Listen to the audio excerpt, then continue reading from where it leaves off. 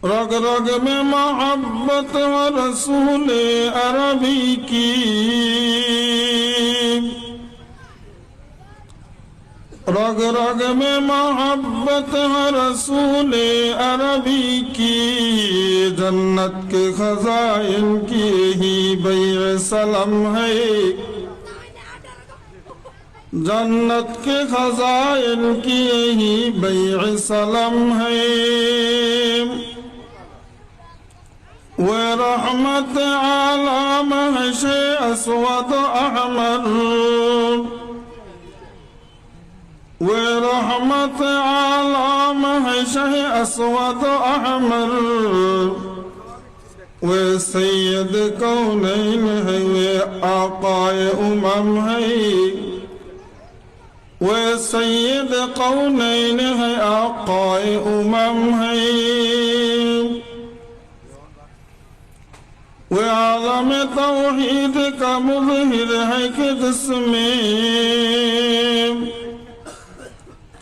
वे आलम तौहीद का मुज़हिर है कि जिसमें, मशरिक है न मगरिब है, अरब है न अजम है,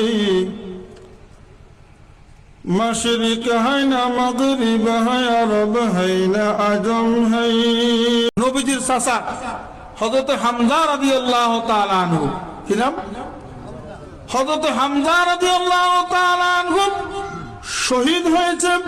তার লাশকে টুকরা টুকরা করে ভিতর থেকে কলিজা বের করে কলিজাকে চিবানো হয়েছে, এত কষ্ট দিয়ে তাকে মারা হয়েছে।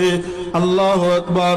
এই হযরতে হামজা রাদিয়াল্লাহু তাআলা আনহুর হত্যাকারী ওয়াসি ইবনে হরব এই মুখটাকে চাদর দিয়ে ডেকে নবীজির দরবারে আসলো।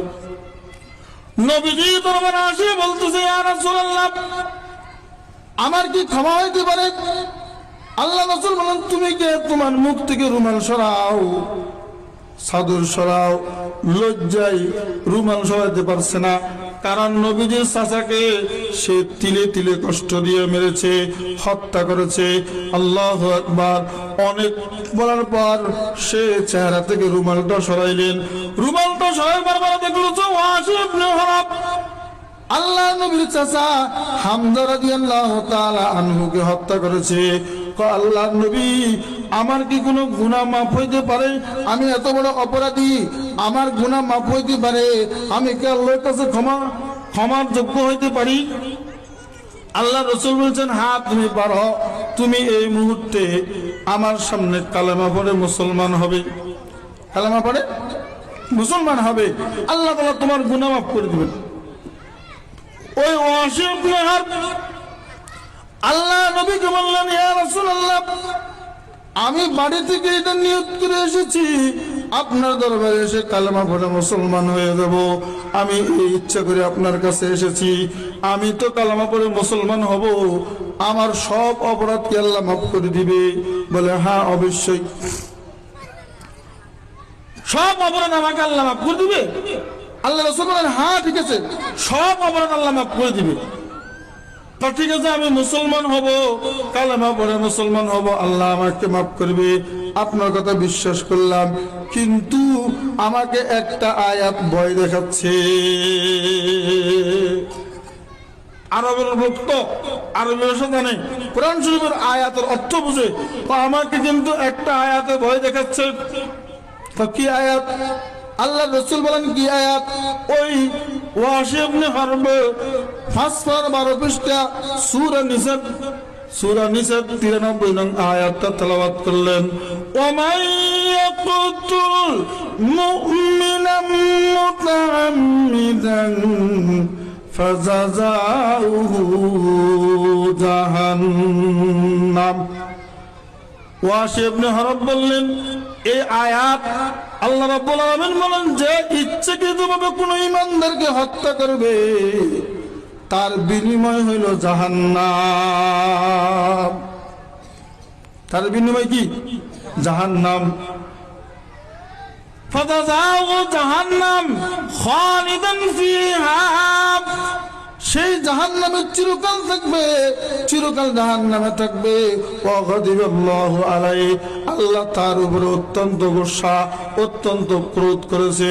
ওয়া লানাহু, আল্লাহ তাকে অভিশাপ দিয়েছেন, আল্লাহ তাকে লানত দিয়েছেন। ওয়া আদালাহু আযাবান নাযীমা, আল্লাহ তার জন্য কঠিন শাস্তি তৈরি করে রেখেছে।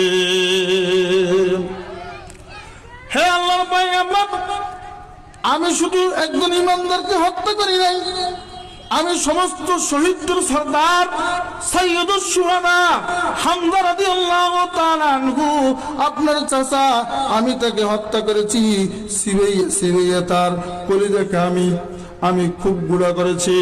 আমি হামজার হত্যাকারী, আমাকে কি আল্লাহ মাফ করবে? এই আয়াত অনুযায়ী তো আমাকে আল্লাহ মাফ করতে পারে না। এই আয়াত আমাকে ভয় দেখাচ্ছে। একজন নিরপরাধকে হত্যা করা পুরো মানব জাতিকে হত্যা করার মতো অপরাধ, ঠিক না বা ঠিক?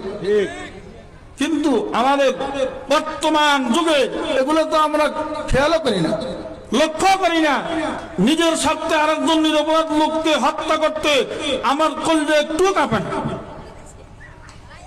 একটুও কাঁপে না। ক্ষমতার জন্য, পদের জন্য, আমার এমপি চেয়ারের জন্য, মন্ত্রী চেয়ারের জন্য আমি যা ইচ্ছা তা করতে পারি। আমার চেয়ার ঠিক করতে হবে, 100 লোক মারা যাবে, 1 কোটি লোক মারা যাবে, তাতে কোনো সমস্যা নাই। এরকম মন মানসিকতা, হিংস্র প্রাণীর মন মানসিকতা আল্লাহ পাক আমাদের সকলকে হেফাজত করবেন, আমিন। তাহলে আল্লাহ রাব্বুল আলামিনের এই আয়াত আমাকে ভয় দেখাচ্ছে।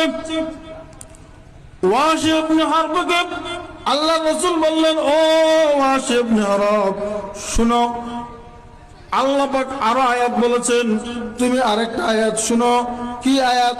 সূরা ফুরকানের 70 নং আয়াতের মধ্যে আল্লাহ রাব্বুল আলামিন বলেন, 19-5 পৃষ্ঠা সূরা ফুরকানের 70 নং আয়াতের মধ্যে আল্লাহ রাব্বুল আলামিন বলেন, ইল্লা মান তাবা ওয়া আমানা ওয়া আমিলা আমালান সলিহা। আল্লাহ রাসূল বললেন যে হ্যাঁ, যে তওবা করবে।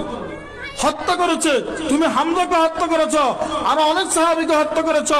হ্যাঁ, ইল্লা মান তাবা, যে ব্যক্তি তওবা করবে, ওয়া আমানা, এবং ঈমান আনবে, ওয়া আমিলা আমালান সলিহা, এবং নেক আমল করবে, সৎ আমল করবে, ফাউলাইকা ইউবাদদিলুল্লাহু সাইয়্যাতিহিম হাসানাত। আল্লাহ বলেন, তাদের সমস্ত গুনাহকে আমি নেক দ্বারা পরিবর্তন করে দেব। শুধু গুনাহ মাফ করব না, গুনাহ থেকে আমি নেকি দ্বারা ভরপুর করিয়ে দেব। সুবহানাল্লাহ। ওয়া কানাল্লাহু গফুরুর রহিমা। নিশ্চয় আল্লাহ তাআলা অত্যন্ত ক্ষমাশীল, অতি দয়ালু। অতি দয়ালু কে? আল্লাহ। ওয়াসি ইবনে হারব বললেন, হুজুর, এই আয়াতের মধ্যে নেক আমলের কথা বলা হয়েছে, এই আয়াতের মধ্যে নেক আমলের কথা বলা হয়েছে।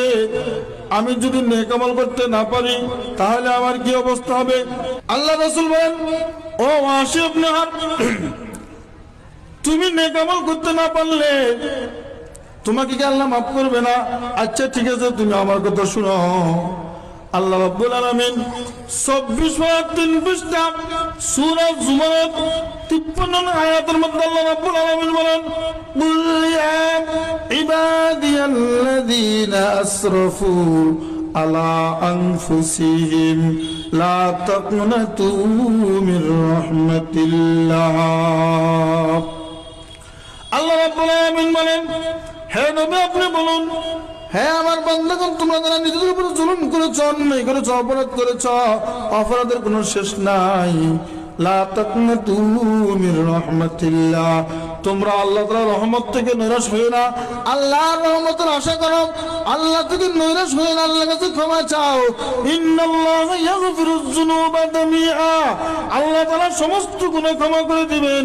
ইন্নাহু হুয়াল গফুরুর রহিম, নিশ্চয় তিনি অত্যন্ত ক্ষমাশীল, অতি দয়ালু। তোমরা আল্লাহর কাছে ক্ষমা চাও, আল্লাহ তোমাদেরকে মাফ করে দিবে। ওয়াসি ইবনে হরব বললেন, ঠিক আছে আমি ইসলাম গ্রহণ করলাম। এই ওয়াসি ইবনে হরব হামজার হত্যাকারী, আল্লাহ তাকে পর্যন্ত সমস্ত শিরক কুফরি গুনাহ মাফ করে দিয়া তাকে সাহাবী এবং জান্নাতি লোক হিসেবে আল্লাহ পাক কবুল করে নিয়েছেন। কত বড় অপরাধীকে আল্লাহ মাফ করে দিয়েছেন, কত বড় হত্যাকারী। তাহলে আমি আর আপনি যদি যত গুনাহ করে থাকি, যতই অপরাধ করে থাকি, আল্লাহর কাছে ক্ষমা চান।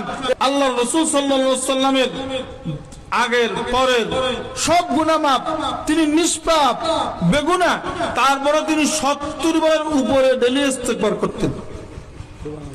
কতবার? 70 বার।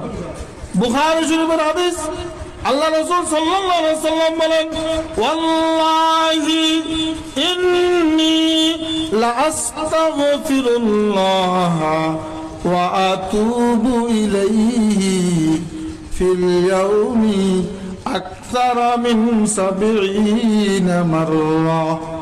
আল্লাহ রাসূল বলেন, আল্লাহর কসম, নিশ্চয় আমি ইস্তিগফার করে আল্লাহর কাছে ক্ষমা চাই, আল্লাহর কাছে তওবা করি দিনে 70 বারের চেয়েও বেশি। 70 বারের চেয়েও বেশি দিনে, প্রত্যেক দিন আল্লাহ রাসূল ইস্তিগফার করেন, তওবা করেন। কিন্তু আমরা গুনাহের মধ্যে ডুবে আছি। দিনে একবার তওবা করার জন্য, একবার ইস্তিগফার করার জন্য আমাদের সুযোগ নেই, সময় নাই। ঠিক না ঠিক?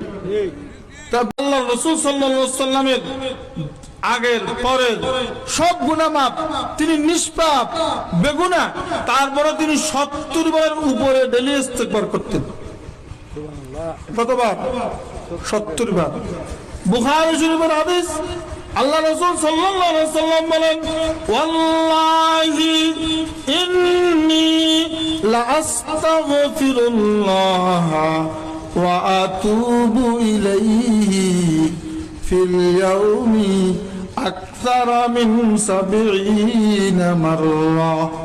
আল্লাহ রাসূল বলেন, আল্লাহর কসম, নিশ্চয় আমি ইস্তিগফার করে আল্লাহর কাছে ক্ষমা চাই, আল্লাহর কাছে তওবা করি দিনে 70 বারের চেয়েও বেশি।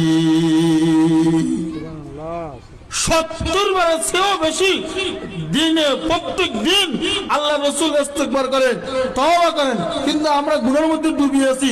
দিনে একবার তওবা করার জন্য, একবার ইস্তিগফার করার জন্য আমাদের সুযোগ নেই, সময় নাই। ঠিক না ঠিক?